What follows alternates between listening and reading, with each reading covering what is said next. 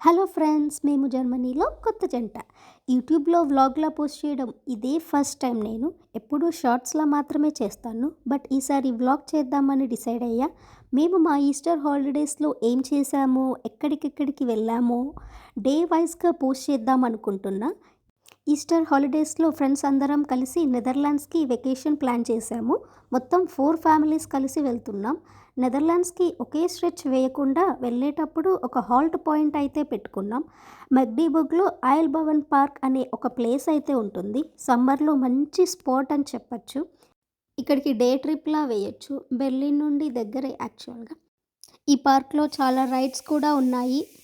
For example zip line, summer రొడల్ బాన్, అలా చాలా చాలా రకాల రైడ్స్ ఉన్నాయి. మేమైతే రొడల్ బాన్ ట్రై చేసాము. ఇది ఎక్కడం నేనైతే ఫస్ట్ టైం. అందరం ఎంట్రీ టికెట్స్ అయితే తీసుకొని ఒక్కొక్కరం లోపలికి వెళ్తున్నాం.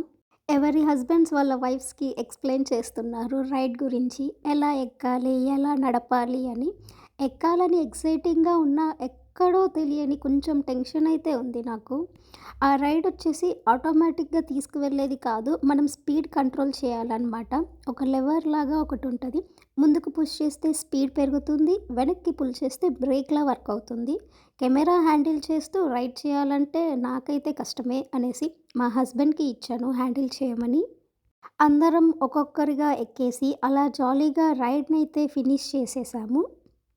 మా హస్బెండ్ అయితే చాలా స్లోగా వెళ్తున్నారు నా కోసం. మళ్ళీ నేను ఎక్కడైనా స్టక్ అయిపోతాననేమో. పైకి వెళ్ళేటప్పుడు కొంచెం కష్టం అనిపించింది, బట్ కిందకి దిగేటప్పుడు చాలా ఫాస్ట్గా వెళ్ళిపోయింది. స్పీడ్ని కంట్రోల్ చేయకపోతే ముందున్న వారికి డాష్ ఇచ్చే ఛాన్సెస్ చాలా ఉన్నాయి.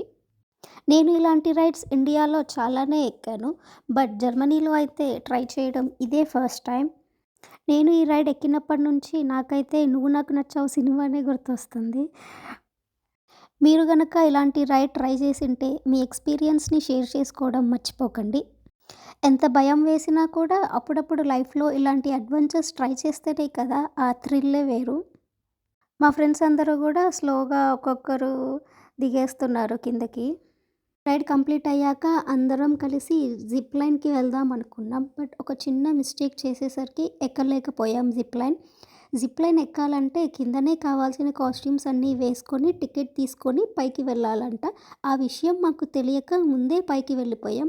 సర్లే కదా అని దారిలో మ్యూజియం ఉంటే చిన్న మ్యూజియం, ఆ చిన్న మ్యూజియంని చూసుకొని కిందకి దిగేసాము. మళ్ళీ కిందకి వచ్చి రైడ్ ఫినిష్ చేయాలంటే చాలా టైం పట్టిద్ది.